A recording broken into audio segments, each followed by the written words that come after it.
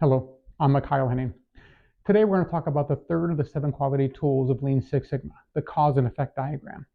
You may have heard this as the Ishikawa diagram or the fishbone diagram. They're all the same thing. So the Ishikawa diagram, or the cause and effect diagram, was developed by Ishikawa himself. Joseph Durant later made this more popularized in society, but even Joseph Durant still gave the credit for the foundation of the Ishikawa diagram back to Ishikawa himself. So now let's go through how you make a fishbone or Ishikawa or cause and effect diagram. So it starts with a proper problem statement. Now, what I mean by proper problem statement is no word salads.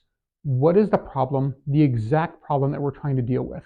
And then from that problem, which goes on the right side of the page, you draw a line, otherwise known as the spine, if you would, of the fishbone.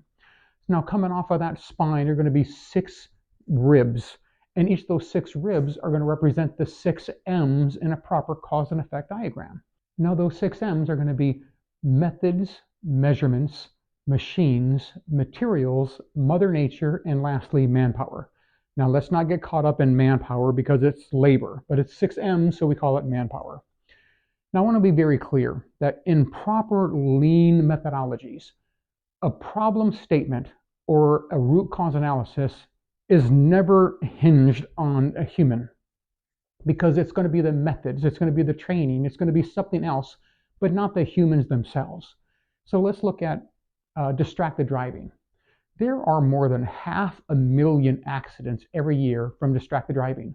Somebody being on their cell phone, either calling someone, texting someone, picking their favorite song, updating a map, whatever the case may be. And of that more than 500,000, there's 250,000 that end in fatalities. So with such a huge number, are humans the problem? Well, I would argue no, that humans aren't the problem and cell phones aren't the problem either. The problem maybe is the fact that we don't have strict enough penalties, or our law enforcement officers aren't enforcing the penalties that are already on the books for distracted driving. Whatever the case may be, that's how well a cause and effect diagram will play into this. Because what we do is we take those buckets of what could be causing the problem, we drop them onto the cause and effect diagram. Now, let's not get too caught up in where it goes, what bucket it drops into. Similarly, when we created our flow chart, we just put them up on the board. And then we'll eliminate, we'll rewrite, we'll clarify, and then we'll drop them into their proper category or their proper 6M's. Then we can go ahead and process out and come to what's actually causing the problem statement to occur. And then we can actually create a action plan behind this, whether it be a RACI chart, which we'll get into later. There's lots of different methodologies and tools that we can use at this point. But the proper use of a fishbone diagram, an Ishikawa diagram, or a cause and effect diagram will help you to delineate what's really going on and causing that problem statement to occur.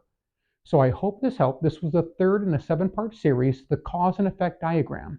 And remember, Ishikawa himself, the creator of the fishbone diagram, the Ishikawa diagram, said that 95% of defects in a process can be eliminated if you properly implement the 7 quality tools of Lean Six Sigma. I hope this helped. Have a great day.